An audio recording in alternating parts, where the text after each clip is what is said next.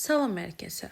Bugün çok vacib bir sualı cevaplandıracağıq. Sızanaqlar niye yaranır ve insanlar bu mövzuda en çok hansı səhvləri edir? Çox insan düşünür ki, sızanaq sadəcə dərini yaxşı təmizləmədiyi üçün yaranır. Amma bu həqiqətin çox kiçik bir hissəsidir. Əslində sızanaq kompleks bir dəri problemidir. Gəlin əvvəl səbəblərə baxaq. Birinci əsas səbəb yağ vəzlərinin aktivliyidir. Dərimizdəki yağ vəzləri bəzən həddindən artıq sebum istehsal edir. Bu artıq yağ məsamələri tıxayır və sızanaq üçün uyğun mühit yaradır. İkinci səbəb hormonal dəyişikliklərdir. Xüsusilə yeniyetməlik dövründə, stres zamanı və ya hormonal pozğunluqlarda sızanaqlar daha da artır. Bu səbəbdən bəzi insanlarda problem uzun müddətli olur. Üçüncü səbəb bakteriyalardır.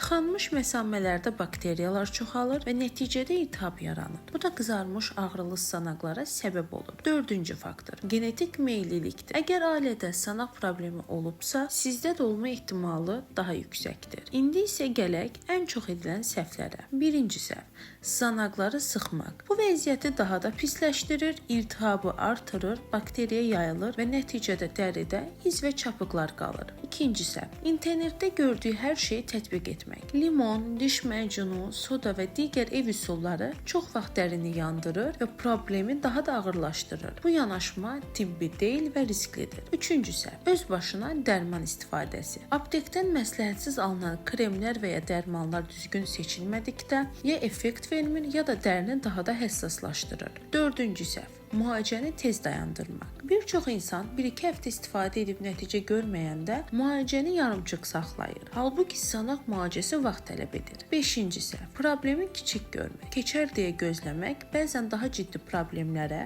xüsusilə də qalıcı çapıqlara səbəb olur. Bəs düzgün yanaşma nədir? Ən doğru addım dermatoloqa müraciət etməkdir. Çünki hər sızanağın səbəbi fərqli ola bilər və müalicə də buna uyğun planlanmalıdır. Həkim sizin dəri tipinizi və problemin dərəcəsini qiymətləndirərək düzgün müalicə təyin edir. Unutmayın, sızanaq sadəcə kosmetik problem deyil. Bu müalicə olunmalı bir dəri xəstəliyidir. Əgər siz də bu səhvlərdən birini edirsinizsə, indi dayandırmaq üçün doğru zamandır. Videonu bəyəndinizsə paylaşmağı və izləməyi unutmayın. Sağlam və təmiz dəri ilə görüşənədək.